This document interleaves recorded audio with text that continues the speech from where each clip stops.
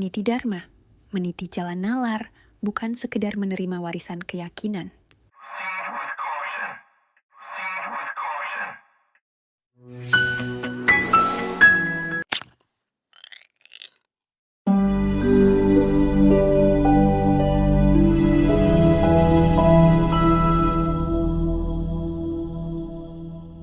Kenapa orang yang memilih hidup tanpa agama langsung dianggap sesat, bahkan musuh? Sejak kecil kita diajarkan bahwa ateis itu orang jahat, tidak punya moral, tidak punya arah, tidak punya hati nurani. Tapi, bagaimana jika itu semua hanyalah propaganda? Bagaimana jika ateisme bukan tentang penolakan, tapi tentang keberanian untuk hidup jujur, tanpa ketakutan, tanpa kebohongan, dan tanpa harus pura-pura percaya hanya demi diterima? Sejak dahulu, lembaga agama selalu butuh musuh, entah itu iblis, setan, kaum kafir, orang murtad, atau ateis. Karena selama masih ada yang bisa dijadikan ancaman, maka ajaran mereka tetap relevan. Selalu ada rasa takut yang bisa dimanfaatkan, dan umat tetap bisa dikendalikan. Bukan rahasia lagi bahwa agama tidak hanya menawarkan harapan, tetapi juga menjual rasa takut. Dan agar rasa takut itu hidup, mereka butuh musuh yang terus diperangi, bahkan jika musuh itu hanyalah bayangan. Ateisme justru lahir sebagai label, sebuah label sebutan yang diciptakan oleh agama itu sendiri. Untuk memahami bagaimana itu terjadi, kita perlu kembali ke masa di mana istilah ateis bahkan belum ada. Karena pada masa-masa awal, di mana orang tidak percaya pada dewa-dewa yang dominan disembah dalam masyarakat, ateis bukanlah sebuah kategori. Di banyak masyarakat kuno, keyakinan agama bukan dianggap sebagai keputusan pribadi, tapi sebagai kewajiban sosial. Jadi kamu tidak memilih agamamu, tapi kamu hanya mewarisinya dari orang tuamu. Sama seperti kamu mewarisi bahasa yang kamu pakai, mewarisi suku dan daerah di mana kamu dibesarkan, juga seperti mewarisi nama yang dipilih sama orang tuamu. Jadi, nama, agama, bahasa, suku bangsa, itu semua warisan identitas yang bukan pilihanmu sendiri, tapi warisan dari orang tuamu dan lingkunganmu.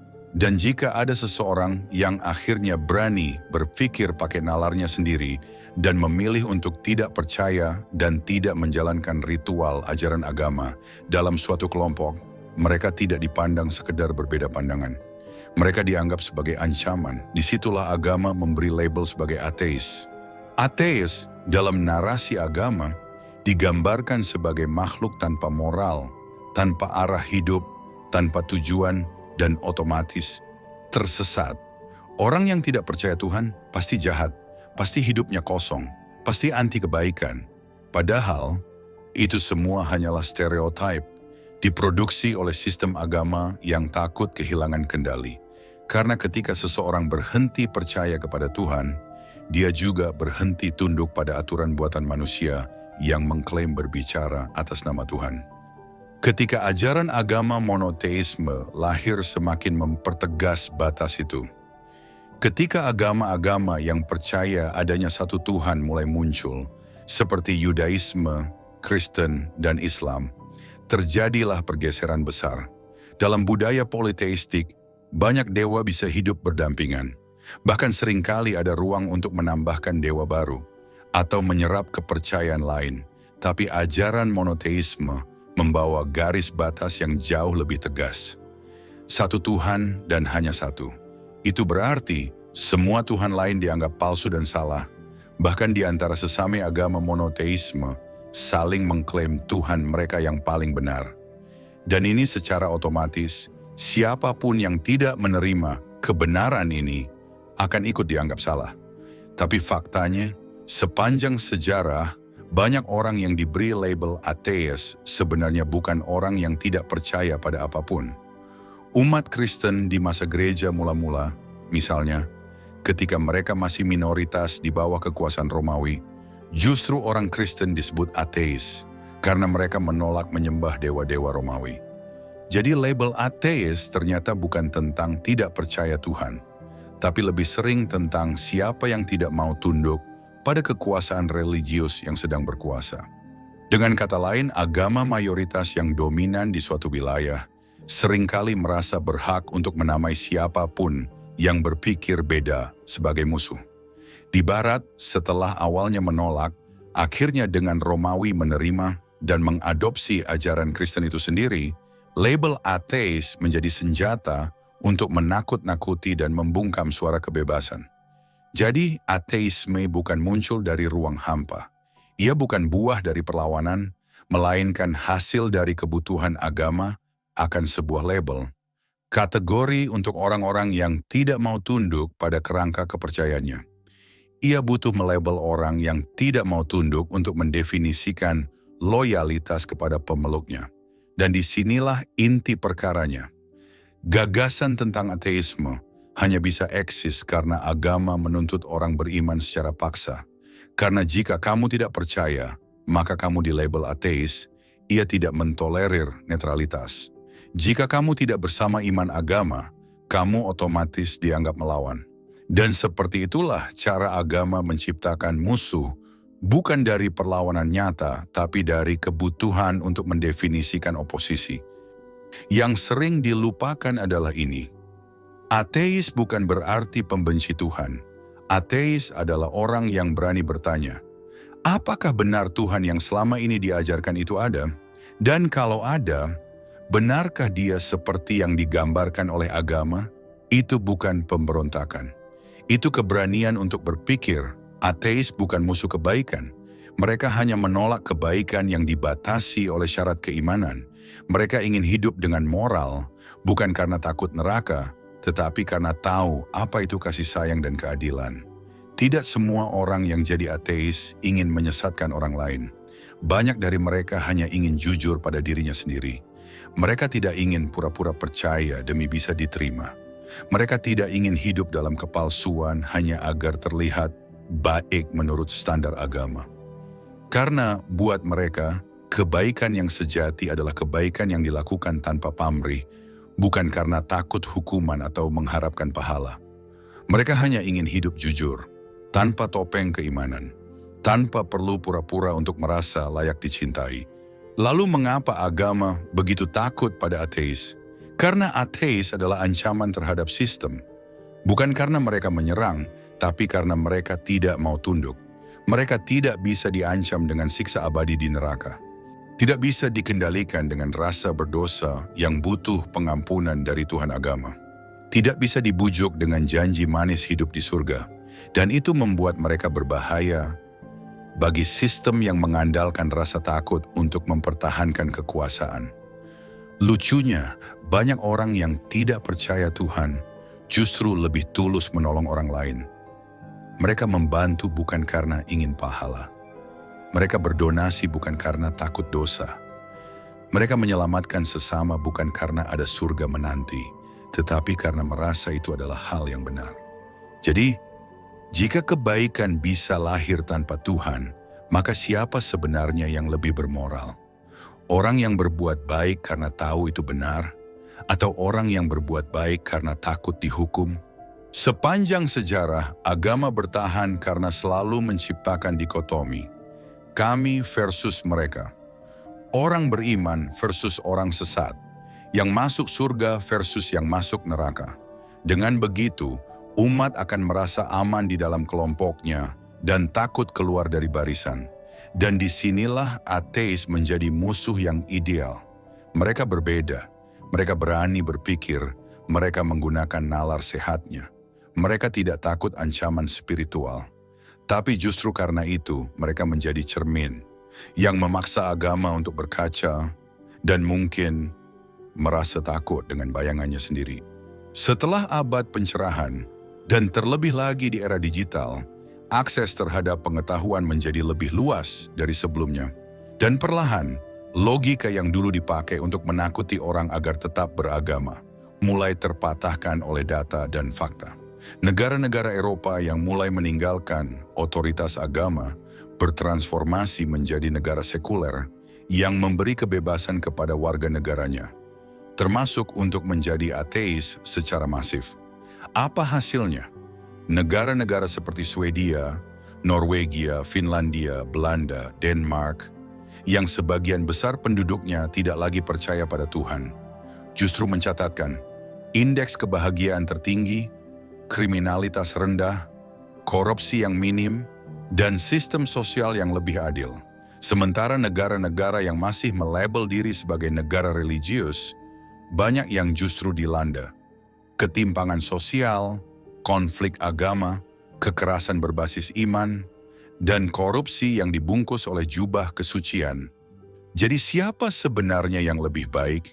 Yang hidup dengan dogma agama atau yang hidup dengan akal sehat dan nurani? Kita lahir tanpa label, tanpa agama, tanpa nama Tuhan. Label itu semua diberikan kemudian oleh lingkungan, oleh ketakutan, oleh warisan yang tak pernah kita pilih. Namun, semakin banyak orang yang berani membuka mata, berani bertanya, dan berani hidup dengan jujur meski harus menyimpang dari mayoritas. Dan kamu tidak sendiri. Kita tidak butuh izin untuk berpikir bebas. Kita tidak butuh agama untuk menjadi manusia yang baik. Dan kita tidak butuh ancaman untuk tahu mana yang benar. Kita hanya perlu satu hal, keberanian untuk hidup sesuai nurani, tanpa rasa takut, tanpa topeng iman, tanpa harus terus-menerus minta maaf karena menjadi diri sendiri. Jika kamu pernah merasa sendiri dalam perjalanan ini, ingatlah, kamu tidak gila. Kamu hanya sedang bangun dari tidur panjang. Jangan biarkan suara mayoritas meredam kebebasan berpikirmu, karena dunia tidak akan berubah jika orang-orang berpikirnya masih dikendalikan rasa takut. Bagikan video ini jika kamu percaya bahwa menjadi manusia yang jujur lebih penting daripada menjadi manusia yang dianggap beriman. Dan jika kamu ingin terus berjalan bersama kami, subscribe channel Niti Dharma. Di sini kamu tidak dihakimi, kamu didengarkan. Sampai jumpa di video berikutnya. Tetap berpikir, tetap merdeka.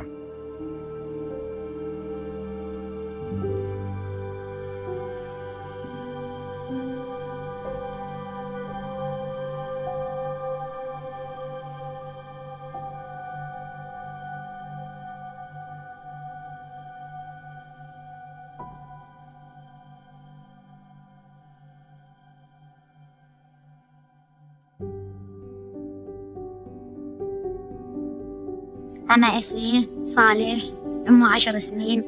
حضرت حربين، حرب 2021 وهذا الحرب. هذي طلع أنا وياه يشتغل هذا العيد، وقعت في سيارة ما لقى هذا، انكسر السيارة، طرت علينا صجية، طلعت رجلي. بعدين رحت على المستشفى، دخلوني العمليات.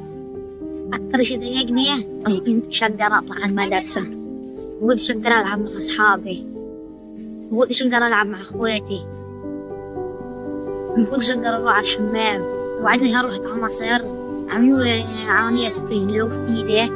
وبعديها سافرت أمريكا، كملت علاجي وعملت طرف صناعي وترفعت ورجعت تاني.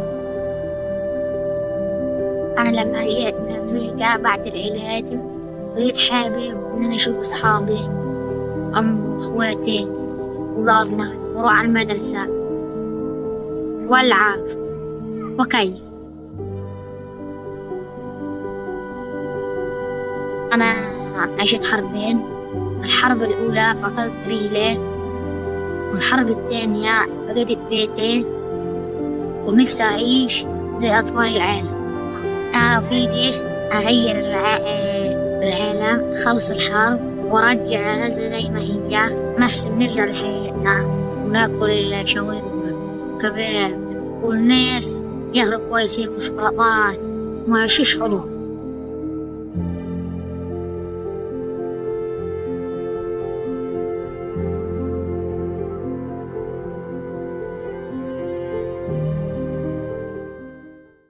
Dukung anak-anak Gaza lewat donasi nyata. Ketika kita berbicara soal kebebasan, empati, dan kemanusiaan, tidak ada yang lebih mendesak daripada suara anak-anak yang terjebak di tengah reruntuhan perang. Ribuan anak di Gaza kehilangan rumah, keluarga, dan masa depan. tapi kita masih bisa memberi harapan. Mari belajar tulus, menolong sesama manusia. Membantu bukan karena ingin pahala. Berdonasi bukan karena ada surga menanti, tetapi karena kita merasa itu adalah hal yang benar. Kita membantu tulus sebagai sesama manusia.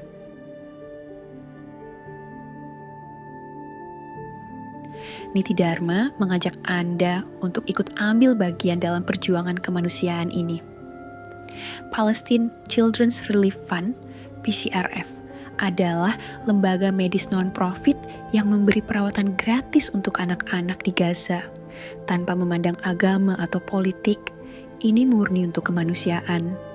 Seluruh donasi Anda akan diterima langsung oleh PCRF, tidak dipotong oleh YouTube, tidak lewat Niti Dharma, dan YouTube menanggung semua biaya transaksi. Mari jadi bagian dari harapan. Klik tombol donasi sekarang.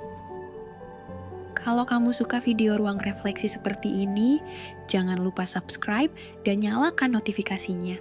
Sampai jumpa di video berikutnya, di mana kita terus belajar, bukan untuk merasa diri benar, tapi untuk jadi manusia yang lebih sadar.